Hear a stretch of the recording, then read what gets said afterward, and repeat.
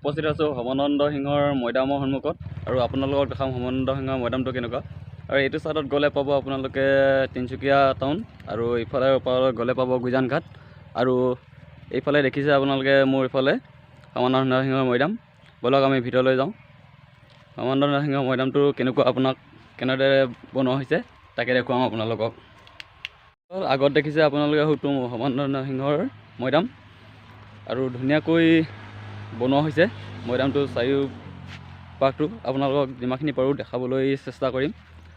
আৰু সমানন্দ সিংহৰ মৈদামটো আগতে গুইজান নৈৰ পাৰত আছিল আৰু গুইজান নৈৰ পাৰত পানী উটুৱাই নিয়াৰ সম্ভাৱনা হোৱাৰ বাবে 2015 চনত পদুমণি 1 নং বালপুৰা গাঁৱলৈ অনা হয়।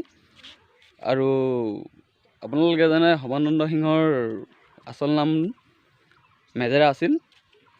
তেওঁ শ্ৰী শ্ৰী অষ্টভুজ গুৰুৰ ওচৰত শৰণ লৈছিল। আপোনালোকে জানেই চাগে আমাৰ শৰণ লোৱাৰ সময়ত গুৰুৱে এটা বচন দিয়ে, সেই বচনটো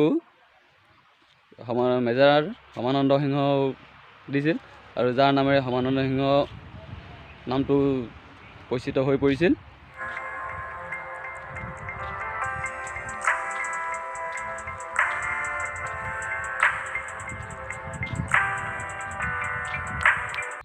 বন্ধুসকল, সমানন্দ সিংহৰ মৃত্যু 1802 চনত হয় আপোনালোকে জানে।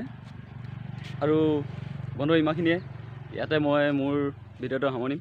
আৰু ইয়াতো কওঁতে যদি কিবা ভুল ভ্ৰান্তি হ'ব পাৰে আঙুলিয়াই দিব আৰু আঙুলিয়াই দেখাই দিলেহে আগলৈ আপোনালোকলৈ ভাল ভাল ভিডিঅ' আগবঢ়াই দিবলৈ মই উৎসাহ পাম। আৰু এটা লাইক শেষত কওঁ যে এটা লাইক কৰিবলৈ আপোনালোকে নাপাহৰিব। ধন্যবাদ।